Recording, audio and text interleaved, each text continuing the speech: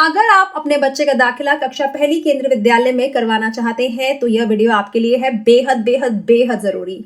नमस्कार, मैं डॉक्टर श्रद्धा वशिष्ठ आपका सबकी शिक्षा में बेहद स्वागत करती हूँ। आपको यह जानकारी कि 1-2 दिन में केंद्रीय विद्यालय संगठन नोटिफिकेशन जारी करने वाला है, यह जानकारी सिर्फ और सिर्फ मैं ही लेकर आई थी। और जब नोटिफिकेशन निकली तो पूरे देश का इकलौता यूट्यूब चैनल जो सबसे पहले आपके लिए जानकारी लेकर आया था वह सबकी शिक्षा ही था।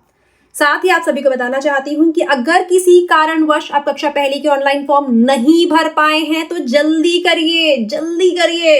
लास्ट डेट बिल्कुल करीब आ गई है, जो कि है 21 मार्च।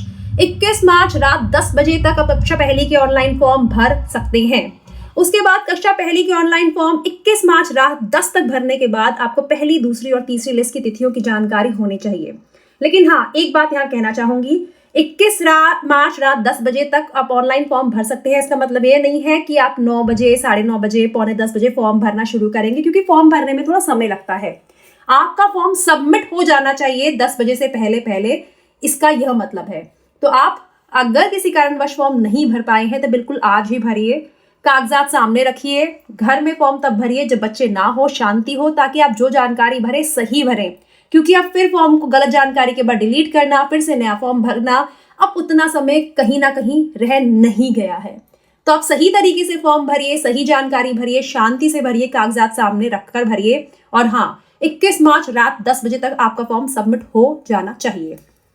अब पहली लिस्ट निकलेगी 25 मार्च को। जी हाँ, 25 मार्च को पहली लिस्ट निकल जाएगी। अब पहली लिस्ट का मतलब यह होता है कि 25 मार्च को आपको पता चल जाएगा कि आपके बच्चे का नाम कंप्यूटराइज्ड ड्रॉ के माध्यम से संपन्न हुआ है कि नहीं। ऐसे में हर केंद्रीय विद्यालय अपने ही विद्यालय में एक कमिटी बनाएगा और उस कमिटी जो एक कमिटी होगी, उस कमिटी के सामने कंप्यूटराइज्ड ड्रॉ की प्रक्रिया संपन्न करवाई जाएगी। और यह काम बिल्कुल पारदर्शिता के साथ हो, ट्रांसपेरेंसी के साथ हो। इसीलिए उस दिन आप यूट्यूब के माध्यम से, यूट्यूब लाइव जिसे कहते हैं, आप फेसबुक लाइव के माध्यम से यह प्रक्रिया देख पाएंगे। और हर साल यह प्रक्रिया केंद्रीय विद्यालय संगठन के द्वारा दिखाई जाती है। केंद्रीय विद्यालय संगठन हर केंद्रीय विद्यालय को कहता है कि वे अपने फेसबुक और अपने यूट्यूब चैनल लाइव के माध्यम से यह प्रक्रिया सभी को दिखाए, ताकि सबको विश्वास हो कि बच्चों का जो कंप्यूटराइज्ड ड्रॉ का प्रक्रिया के माध्यम से नाम निकाला जा रहा है वह सही तरीके से निकाला जा रहा है। उसी ही दिन स्कूल के बाहर के नोटिस बोर्ड और हर केंद्रीय विद्यालय की वेबसाइट पर रिजल्ट घोषित कर दिया जाएगा। तो आप सभी को बताना चाहूंगी, पहले लिस्ट निकल जाएगी 25 मार्च को। उसके बाद एकदम दाखिला प्रक्रिया की शुरुआत हो जाएगी। और उसके बाद जो बच्चे दाखिला ले लेंगे, लेकिन कुछ ऐसे बच्चे भी होंगे जो कागजातों की कमी की वजह से दाखिला नहीं ले पाएंगे, या फिर कुछ बच्चे ऐसे होंगे कि शायद केंद्रीय विद्यालय के फॉर्म तो भरे होंगे लेकिन उनका दाखिला किसी और प्रकार के स्कूल में पहले हो चुका होगा और अब वह केंद्रीय विद्यालय में दाखिला नहीं लेना चाहते होंगे। तो ऐसी स्थिति में जो सीटें खाली रह जाएंगी, उन सीटों पर दूसरी लिस्ट के बच्चों का दाखिला होगा, जो कि 2 अप्रैल को निकलेगी। इसीलिए 2 अप्रैल को जो दूसरी लिस्ट निकलेगी, जरूरी नहीं है वह सभी केंद्रीय विद्यालयों के लिए निकले। उन्हीं केंद्रीय विद्यालयों के लिए दूसरी लिस्ट निकलेगी जिनकी कक्षा पहली की पहली लिस्ट के बाद सीटें खाली रह गई हैं। अब कक्षा पहली की दूसरी लिस्ट के बाद, जैसे सेकंड लिस्ट कहते हैं, के बाद फिर से फॉर्म भरे जाएंगे। और अब जब फॉर्म भरे जाएंगे उसके बाद दाखिले होंगे।